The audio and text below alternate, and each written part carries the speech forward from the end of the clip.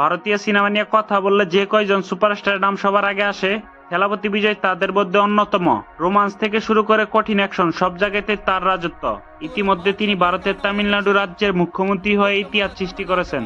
আজকের ভিডিওতে আমরা কথা বলবো থেলাপতি বিজয়ের ক্যারিয়ারে এমন 5টি সিনেমা নিয়ে, যা প্রতিটি সিনেমা প্রেমী মানুষের দেখা উচিত।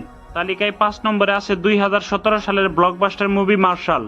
এই সিনেমায় থেলাপতি বিজয়কে 3টি ভিন্ন চরিত্রে দেখা গেছে: একজন ডাক্তার, একজন জাদুকর এবং তাদের বাবা। ভারতের স্বাস্থ্যসেবা ক্ষেত্রের দুর্নীতির বিরুদ্ধে এক জাদুকরের প্রতিশোধের গল্প নিয়ে তৈরি এই সিনেমা। অ্যাটলি পরিচালিত এই ছবিটি বিজয়ের ক্যারিয়ারে অন্যতম সফল একটি কাজ, যা মুক্তির পর বিশ্বব্যাপী প্রায় 252 কোটি টাকার বেশি আয় করেছিল। তালিকায় 4 নম্বরে আছে একটি Tamil action thriller movie master, যেখানে বিজয় একজন মাদকাসক্ত প্রফেসরের চরিত্রে অভিনয় করেছেন, যাকে একটি কিশোর সংশোধন কেন্দ্রে পাঠানো হয়। সেখানে তার সাথে ভবানী নামের এক নির্মম গ্যাংস্টারের সংঘাত হয়, যে শিশুদের অপরাধমূলক কাজে ব্যবহার করে।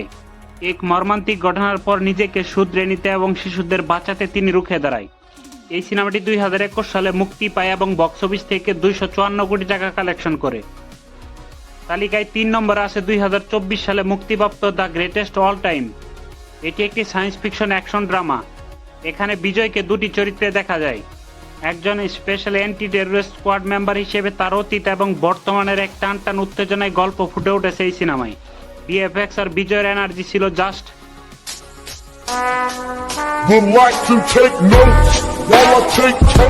2024 সালে মুক্তিপ্রাপ্ত এই সিনেমাটি বক্স অফিস থেকে 460 কোটি টাকা কালেকশন করে। তালিকায় 2 নম্বর আছে লোকেশ কানাগারাস পরিচালিত লিও।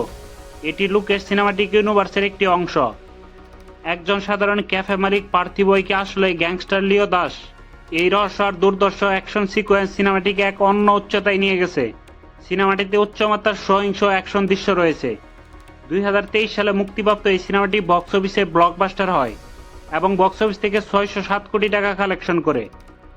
তালিকায় 1 নম্বরে রয়েছে থেলাপতি বিজয়ের সর্বশেষ সিনেমা জননায়কন। এটি একটি তামিল ভাষার রাজনৈতিক থ্রিলার, যেখানে অভিনয় করেছেন থেলাপতি বিজয়, পূজা হেগড়ে এবং ববি দেওয়াল। এটি একজন প্রাক্তন পুলিশ কর্মকর্তার গল্প, যিনি আদর্শগত শত্রুদের মধ্যকার রাজনৈতিক সংঘাত এবং একটি শিশুর ভয় থেকে তৈরি ব্যক্তিগত সংগ্রামের মধ্য দিয়ে পথ চলেন। ছবিটির কাহিনী একাংশ থিম এবং উচ্চমাত্রার অ্যাকশনকে কেন্দ্র করে আবর্তিত হয়েছে। তীব্র রাজনৈতিক বিষয়বস্তু থাকার কারণে চলচ্চিত্রটি সেন্সর বোর্ড থেকে ছাড়পত্র পেতে বিলম্ব হয়। পরবর্তীতে সিনেমাটি অনলাইনে পাইরেসির শিকার হয়। থেলাপতি বিজয়ের এই 5টি সিনেমার মধ্যে আপনার সবচেয়ে প্রিয় কোনটি? কমেন্ট বক্সে অবশ্যই আপনারা জানান। দেখা হবে পরের ভিডিওতে। ধন্যবাদ।